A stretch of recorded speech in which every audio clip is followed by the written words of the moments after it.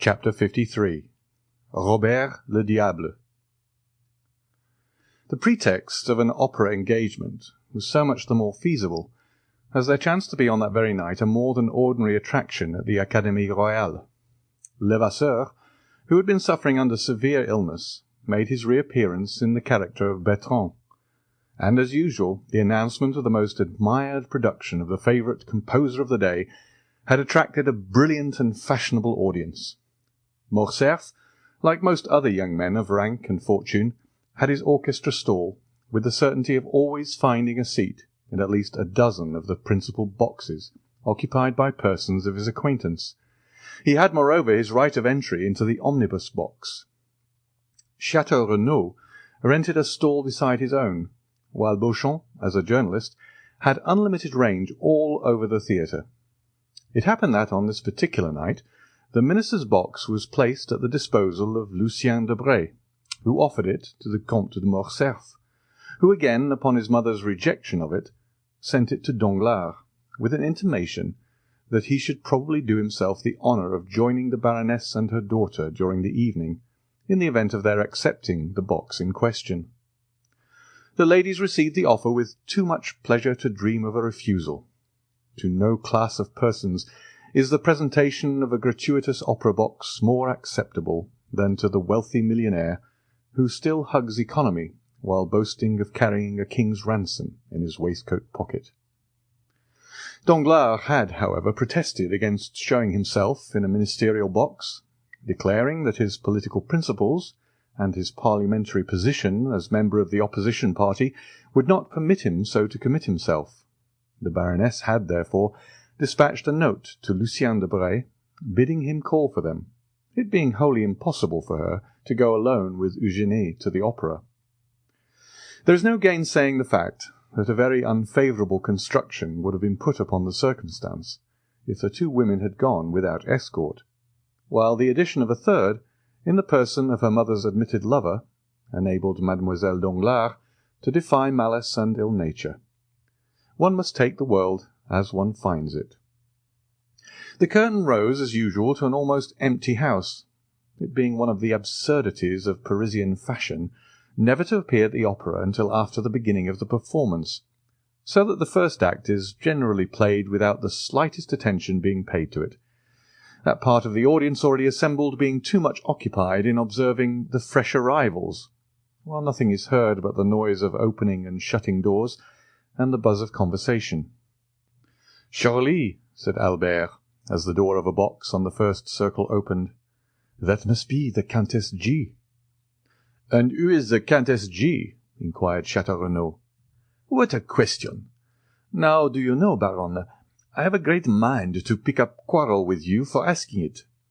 As if all the world did not know who the Countess G was." "Ah, to be sure," replied Chateau Renaud. "The lovely Venetian, is it not?" "Herself." At this moment the Countess perceived Albert, and returned his salutation with a smile. "You know her, it seems," said Chateau Renaud. "France introduced me to her at Rome," replied Albert. "Well, then, will you do as much for me in Paris as France did for you in Rome?" "With pleasure." There was a cry of "Shut up!" from the audience. This manifestation on the part of the spectators of their wish to be allowed to hear the music produced not the slightest effect on the two young men, who continued their conversation. "The Countess was present at the races in the Champ de Mars," said Chateau Renaud. "Today?" "Yes." "Bless me, I quite forgot the races. Did you bet?" "Oh, merely a paltry 50 louis." "And who was the winner?" "Nautilus. I staked on him." "But there were 3 races, were there not?" "Yes, there was the prize given by the Jockey Club, a gold cup, you know, and a very singular circumstance occurred about that race." "What was it?" "Oh, shut up!" again interposed some of the audience. "Why, it was won by a horse and a rider utterly unknown on the course." "Is that possible?" "True as day. The fact was, nobody had observed a horse entered by the name of Vampa, or that of a jockey styled Job, when at the last moment a splendid roan, mounted by a jockey about as big as your fist, presented themselves at the starting post. They were obliged to stuff at least 20 pounds weight of shot in the small rider's pockets to make him wait. But with all that he outstripped Ariel and Barbar, against whom he ran, by at least 3 whole lengths. And was it not found out at last to whom the horse and jockey belonged? No. You say that the horse was entered under the name of Vampa. Exactly, that was the title. Then, answered Albert, I am better informed than you are, and know who the owner of that horse was. Shut up there! Cried the pit in the chorus, and this time the tone and manner in which the command was given betokened such growing hostility that the 2 young men perceived, for the first time, that the mandate was addressed to them.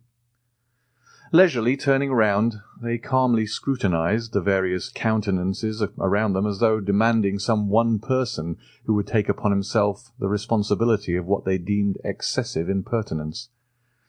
But as no one responded to the challenge, the friends turned again to the front of the theatre, and affected to busy themselves with the stage. At this moment the door of the minister's box opened, and Madame Danglars, accompanied by her daughter, entered, escorted by Lucien Debray, who assiduously conducted them to their seats. "Ha, ha!" said Chateau Renaud. "Here comes some friend of yours, Viscount. What are you looking at there? Don't you see they're trying to catch your eye?" Albert turned around, just in time to receive a gracious wave of the fan from the Baroness. As for Mademoiselle Eugénie, she scarcely vouchsafed to waste the glances of her large black eyes even upon the business of the stage. "I tell you what, my dear fellow," said Chateau Renaud, "I cannot imagine what objection you can possibly have to Mademoiselle Danglars. That is, setting aside her want of ancestry and somewhat inferior rank, which, by the way, I don't think you care very much about. Now, barring all that, I mean to say, she is a deuced fine girl." "Handsome, certainly," replied Albert, "but not to my taste, which, I confess, inclines to something softer, gentler, and more feminine." "Ah, well," exclaimed Chateau Renaud, who, because he had seen his 30th summer, fancied himself duly warranted in assuming a sort of paternal air with his more youthful friend. "You young people are never satisfied. Why, what would you have more? Your parents have chosen you a bride built on the model of Diana, the huntress, and yet you are not content." "No, for that very resemblance affrights me. I should have liked something more in the manner of the Venus of Milo or Capua. But this chase-loving Diana, continually surrounded by her nymphs, gives me a sort of alarm lest she should some day bring on me the fate of Actaeon." And indeed it required but one glance at Mademoiselle Danglars to comprehend the justness of Morcerf's remark.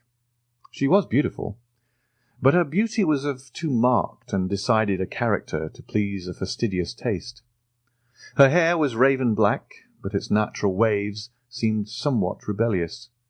Her eyes, of the same colour as her hair, were surmounted by well-arched brows, whose great defect, however, consisted in an almost habitual frown, while her whole physiognomy wore that expression of firmness and decision so little in accordance with the gentler attributes of her sex.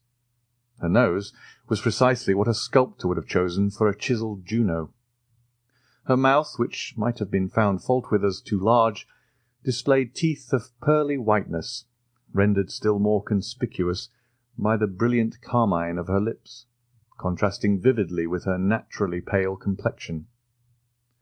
But that which completed the almost masculine look Morcerf found so little to his taste was a dark mole of much larger dimensions than those freaks of nature generally are, placed just at the corner of her mouth, and the effect tended to increase the expression of self-dependence that characterized her countenance.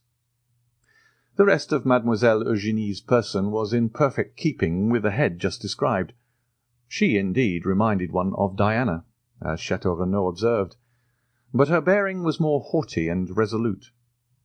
As regarded her attainments, The only fault to be found with them was the same that a fastidious connoisseur might have found with her beauty, that they were somewhat too erudite and masculine for so young a person.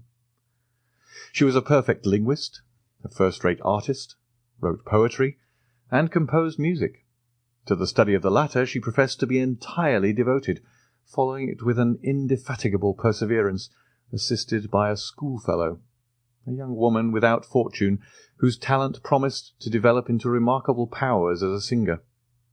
It was rumoured that she was an object of almost paternal interest to one of the principal composers of the day, who excited her to spare no pains in the cultivation of her voice, which might hereafter prove a source of wealth and independence. But this counsel effectually decided Mademoiselle Danglars never to commit herself by being seen in public with one destined for a theatrical life, and acting upon this principle, the banker's daughter, though perfectly willing to allow Mademoiselle Louis d'Armilly, that was the name of the young virtuosa, to practise with her through the day, took especial care not to be seen in her company.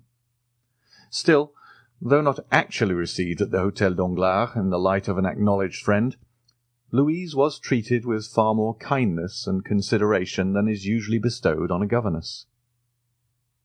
The curtain fell almost immediately after the entrance of Madame Danglars into her box. The band quitted the orchestra for the accustomed half-hour's interval allowed between the acts, and the audience were left at liberty to promenade the salon or lobbies, or to pay and receive visits in their respective boxes. Morcerf and Château Renaud were amongst the first to avail themselves of this permission. For an instant the idea struck Madame Danglars that this eagerness on the part of the young Viscount arose from his impatience to join her party, and she whispered her expectations to her daughter, that Albert was hurrying to pay his respects to them.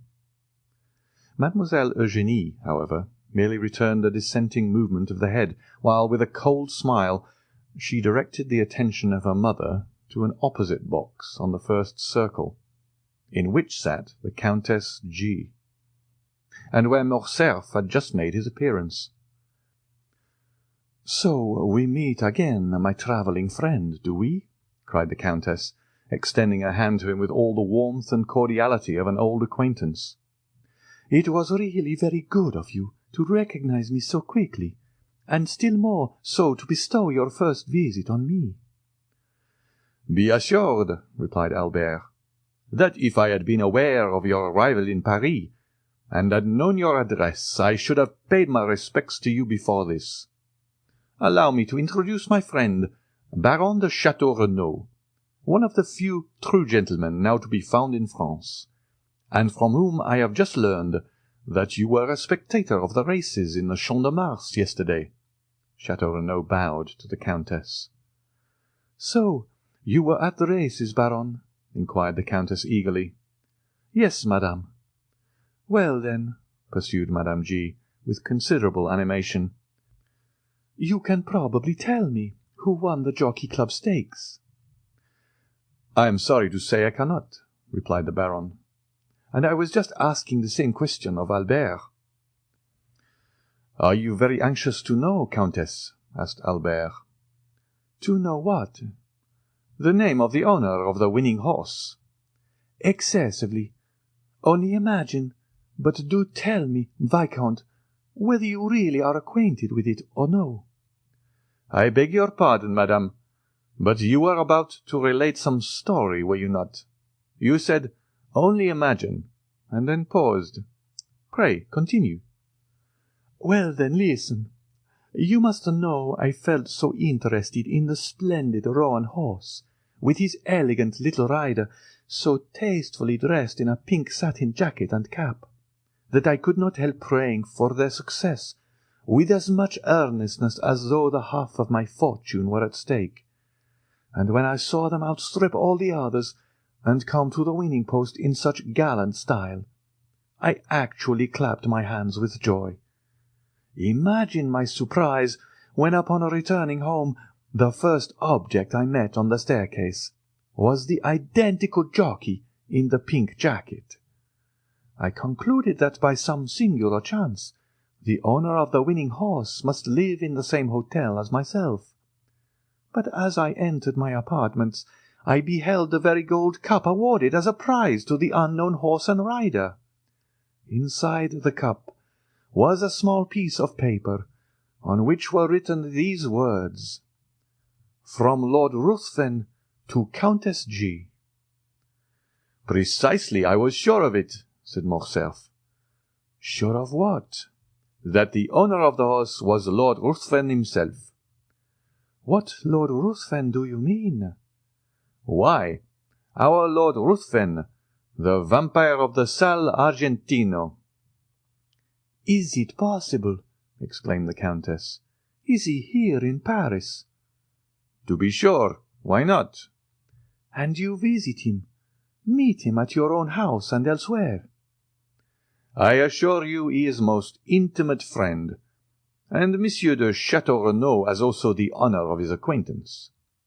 "But why are you so sure of his being the winner of the Jockey Club prize?"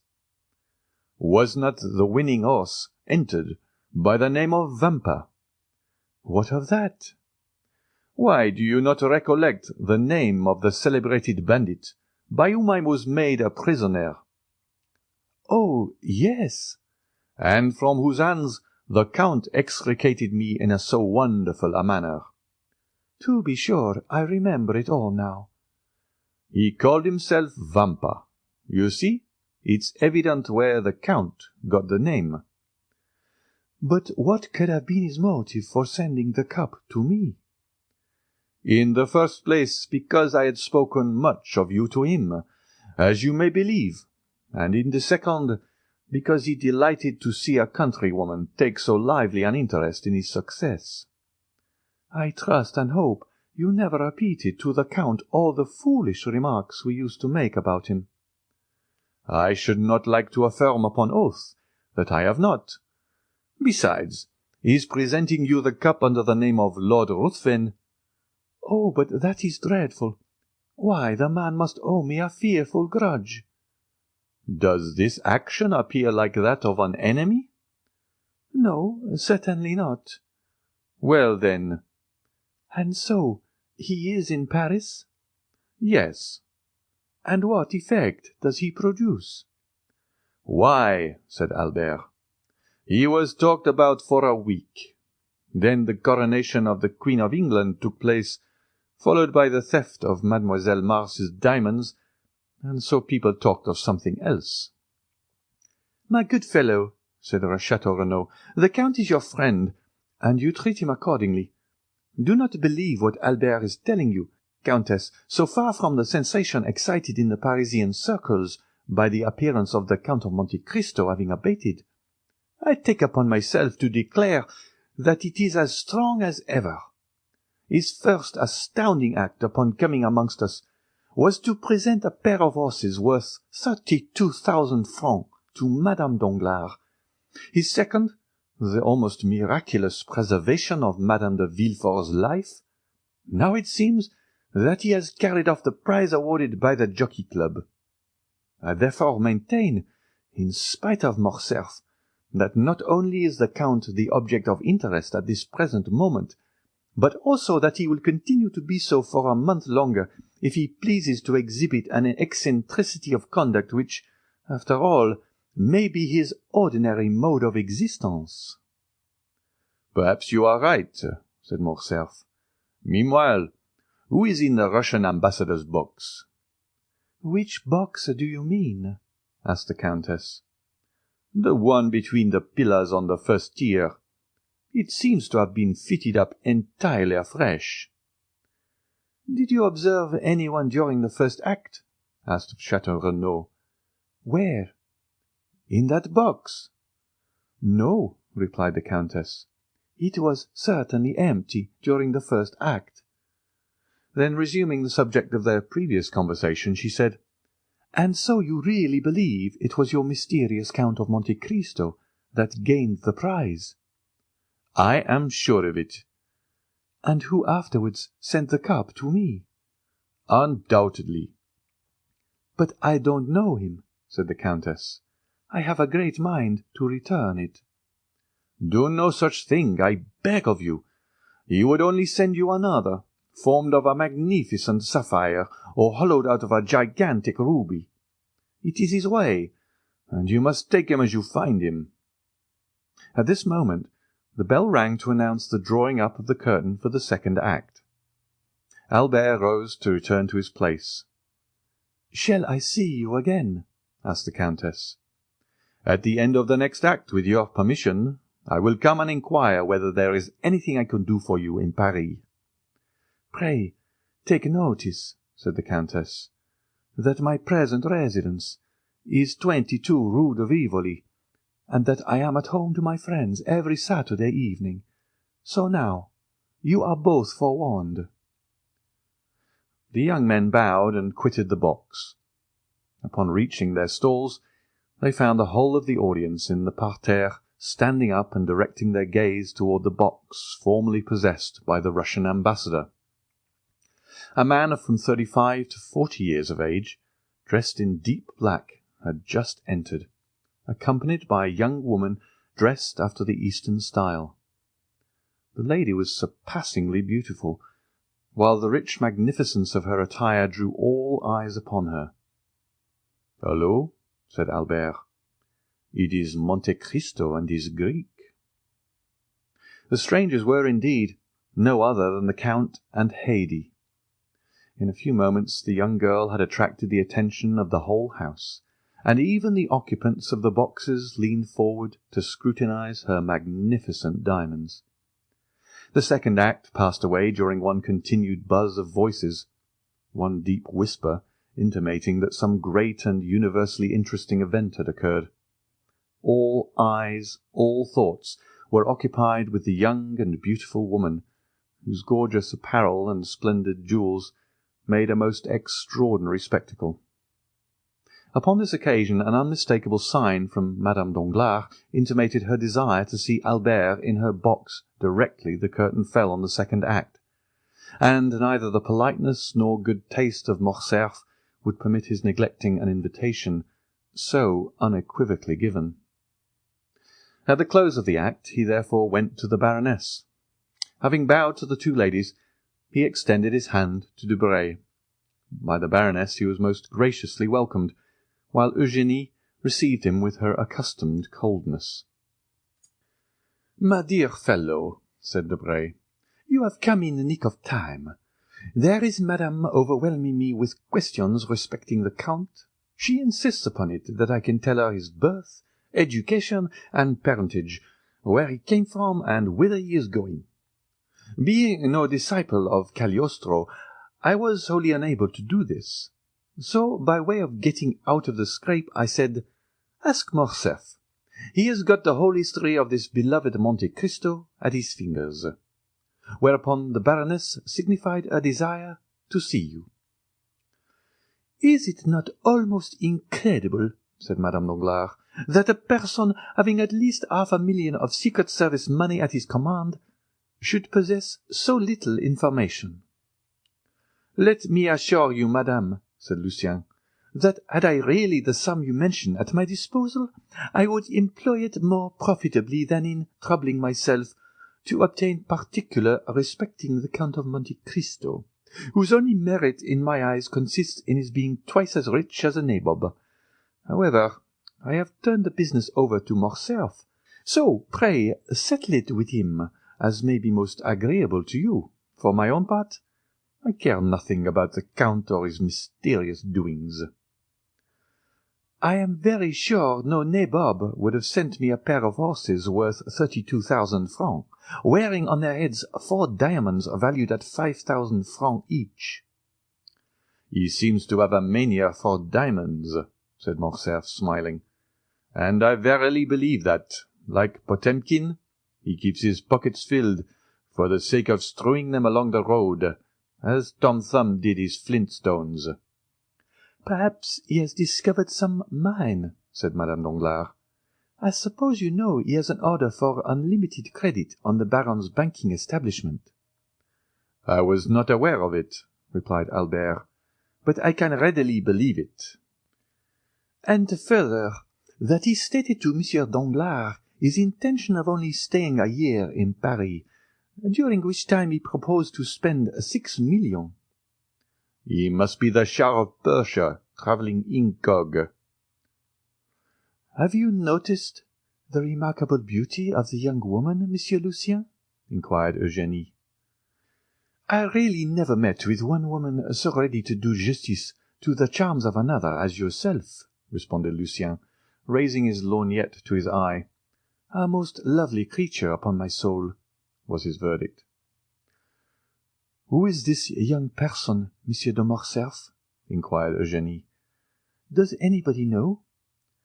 Mademoiselle, said Albert, replying to this direct appeal, I can give you very exact information on that subject, as well on most points relative to the mysterious person of whom we are now conversing. The young woman is a Greek. So I should suppose by her dress. If you know no more than that, everyone here is as well formed as yourself. I am extremely sorry you find me so ignorant a cicerone, replied Morcerf. But I am reluctantly obliged to confess. I have nothing further to communicate. Yes, stay, I do know one thing more, namely, that she is a musician. For one day, when I chanced to be breakfasting with the Count, I heard the sound of a guzla. It is impossible that it could have been touched by any other finger than her own. Then your Count entertains visitors, does he? asked Madame Danglars. Indeed he does, and in a most lavish manner, I can assure you. I must try and persuade Monsieur Danglars to invite him to a ball or dinner, or something of the sort, that he may be compelled to ask us in return. What? said Debray, laughing. Do you really mean you would go to his house? Why not? My husband could accompany me. But do you know this mysterious Count is a bachelor? You have ample proof to the contrary, if you look opposite, said the Baroness, as she laughingly pointed to the beautiful Greek. No, no, exclaimed Debray. That girl is not his wife. He told us himself she was his slave. Do you not recollect, Morcerf, his telling us so at your breakfast? Well, then, said the Baroness, if slave she be, she has all the air and manner of a princess. Of the Arabian Nights? If you like, but tell me, my dear Lucien, what it is that constitutes a princess? Why, diamonds, and she is covered with them. To me she seems overloaded, observed Eugénie. She would look far better if she wore fewer, and we should then be able to see her finely formed throat and wrists. See how the artist peeps out, exclaimed Madame Danglars. My poor Eugénie, you must conceal your passion for the fine arts. I admire all that is beautiful, returned the young lady. What did you think of the Count? inquired Debray. He is not much amiss, according to my ideas of good looks. The Count, repeated Eugénie, as though it had not occurred to her to observe him sooner. The Count! Oh, he is so dreadfully pale. I quite agree with you, said Morcerf. And the secret of that very pallor is what we want to find out. The Countess G. insists upon it that he is a vampire. Then the Countess G. has returned to Paris, has she? inquired the Baroness. Is that she, mamma? asked Eugénie, almost opposite to us, with that profusion of beautiful light hair? Yes, said Madame Danglars, that is she. Shall I tell you what you ought to do, Morcerf? Command me, madame. Well, then, you should go and bring your Count of Monte Cristo to us. What for? asked Eugénie. What for? Why, to converse with him, of course. Have you really no desire to meet him? None whatever, replied Eugénie. Strange child, murmured the Baroness. He will very probably come of his own accord, said Morcerf. There, do you see, madame? He recognizes you, and bows. The Baroness returned the salute, in the most smiling and graceful manner.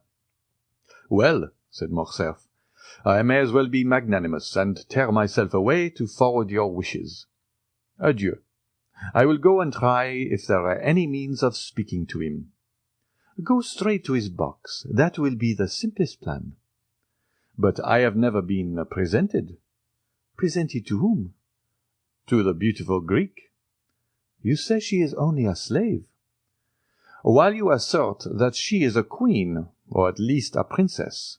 No, I hope that when he sees me leave you, he will come out. That is possible. Go.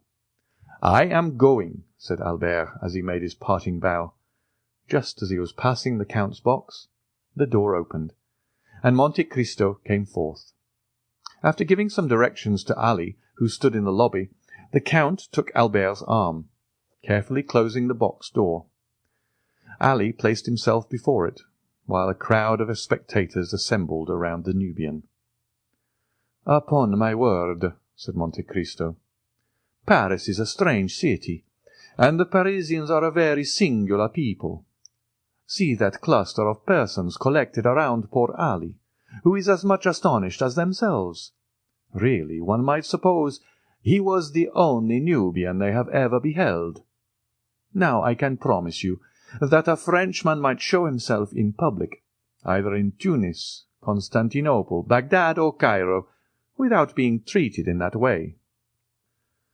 That shows that the Eastern nations have too much good sense to waste their time and attention on objects undeserving of either. However, as far as Ali is concerned, I can assure you, the interest he excites is merely from the circumstance of his being your attendant. You, who are at this moment the most celebrated and fashionable person in Paris. Really?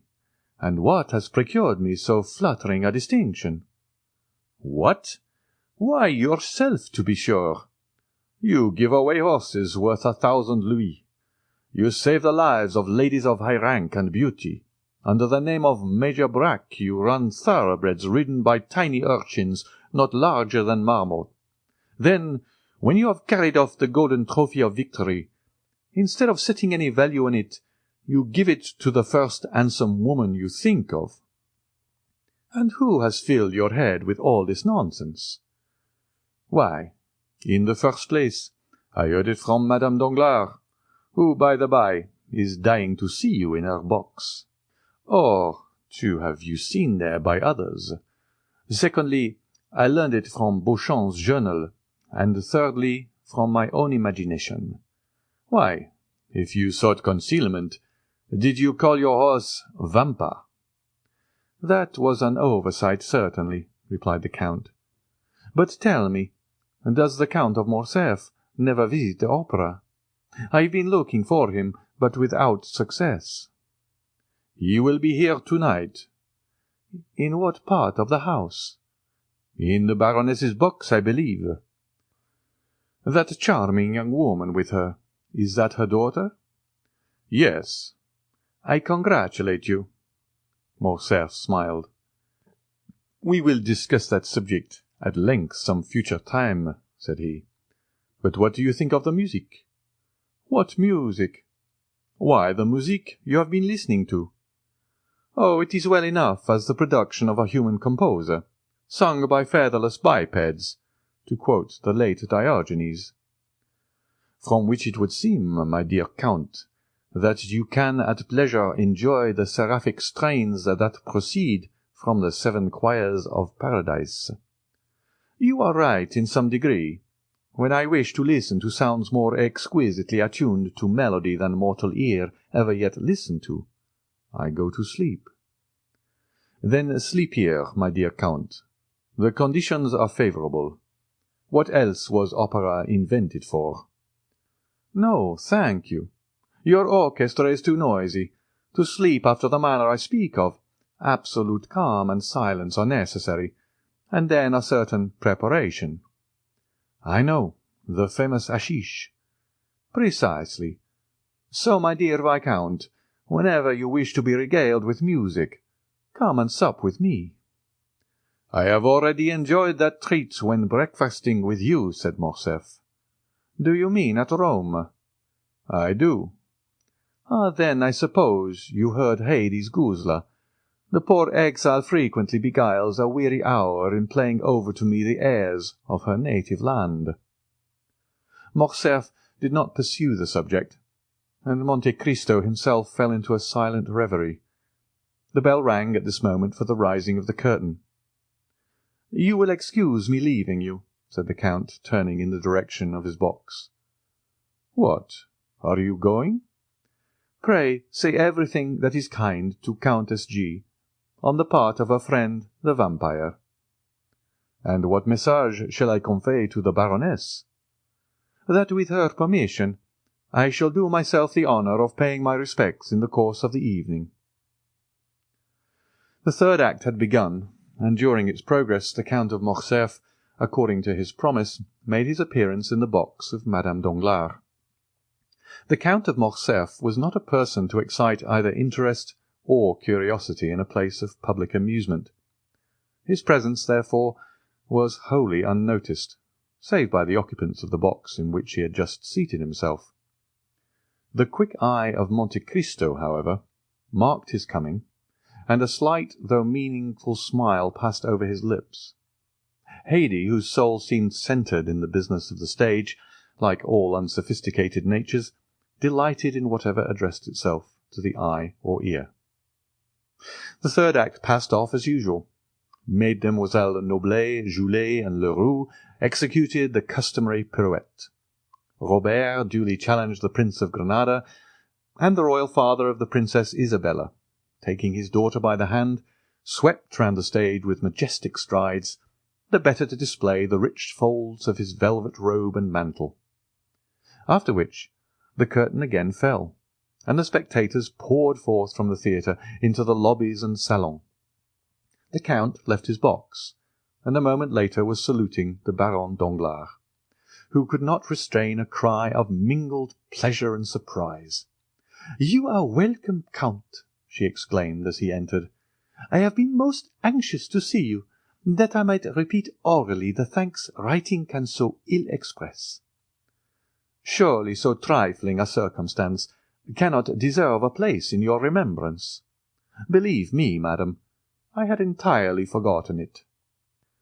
"But it is not so easy to forget, monsieur, that the very next day after your princely gift you saved the life of my dear friend Madame de Villefort, which was endangered by the very animals your generosity restored to me. This time, at least, I do not deserve your thanks. It was Ali, my Nubian slave, who rendered this service to Madame de Villefort." "Was it Ali," asked the Count of Morcerf, "who rescued my son from the hands of bandits?" "No, Count," replied Monte Cristo, taking the hand held out to him by the general. "In this instance I may fairly and freely accept your thanks. But you have already tendered them and fully discharged your debt, if indeed there existed one, and I feel almost mortified to find you still reverting to the subject.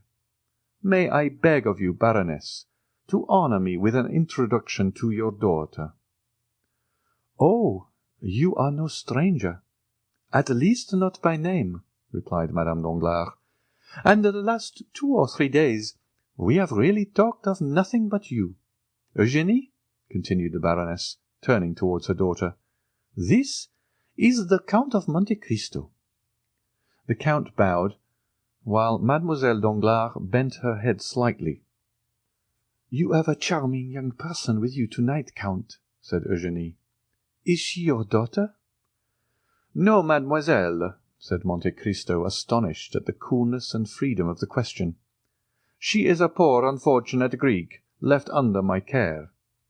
"And what is her name?" "Haydée," replied Monte Cristo. "A Greek?" murmured the Count of Morcerf. "Yes, indeed, Count," said Madame Danglars.